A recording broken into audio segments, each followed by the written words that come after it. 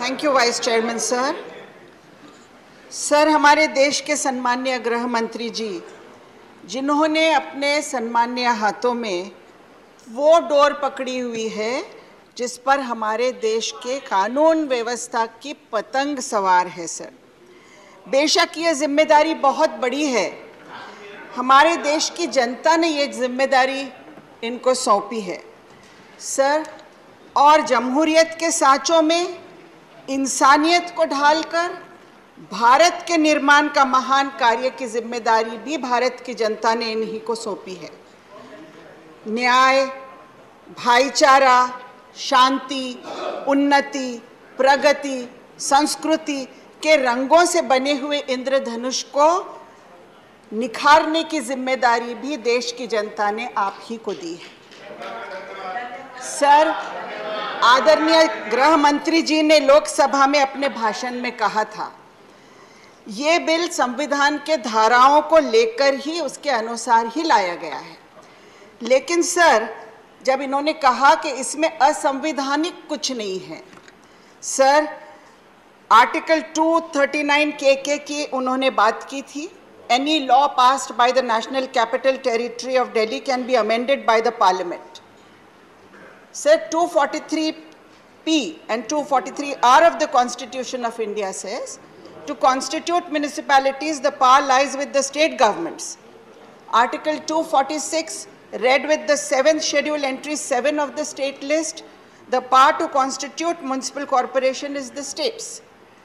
और जिन amendments का उल्लेख आदरणीय मनु संघवी जी ने किया, उसको भी हमें ध्यान में रखने की आवश्यकता है, ऐसा मुझे लगता है।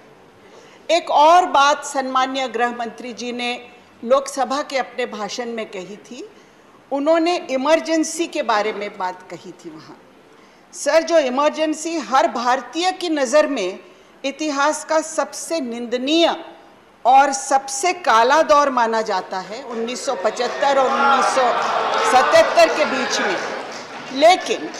लेकिन ये इमरजेंसी प्रावधान के अगर बात करें तो इमरजेंसी लगाने का भी तांत्रिक प्रावधान संविधान में ही था सर।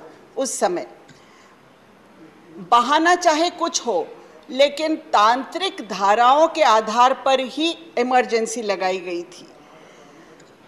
आज मैं ये पूछना चाहती हूँ सभापति महोदय कि कोई भी भारतीय आज इमरजेंसी को जस्टिफाई कर सकता है क्या?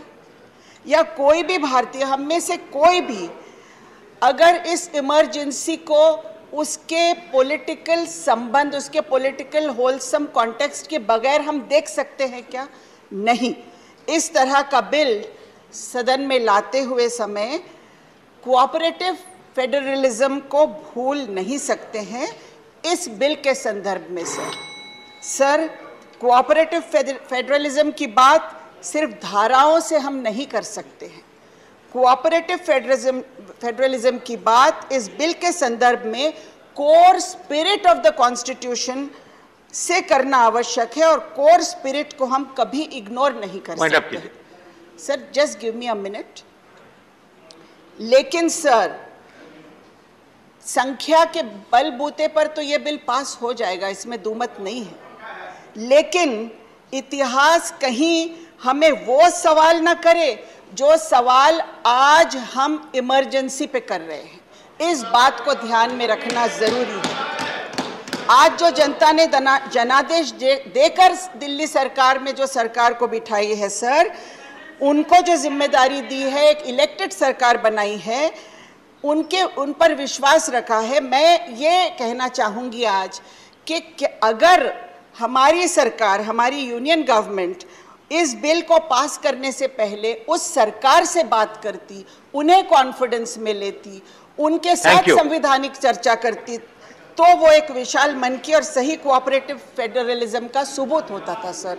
आज तो बात ऐसी हो रही है कि नाहक हम मजबूरों पर तोहमत है मुख्तारी की, जो करे सो आप करे, हमको अबस बदनाम करे। सर, मुझे ये बात आखिर में आप करने दीजिए कि government should not become like a 3-armed man where one arm is used to pat your own back all the time. Sir, I request the Honorable Home Minister to please withdraw this bill and give justice to the government, Priyanka Chaturvedi. to the nation. Thank you so much, Honorable Sir. I won't take too much of your time. एकदम से फटाफट. Sir, गृह मंत्री जी ने बहुत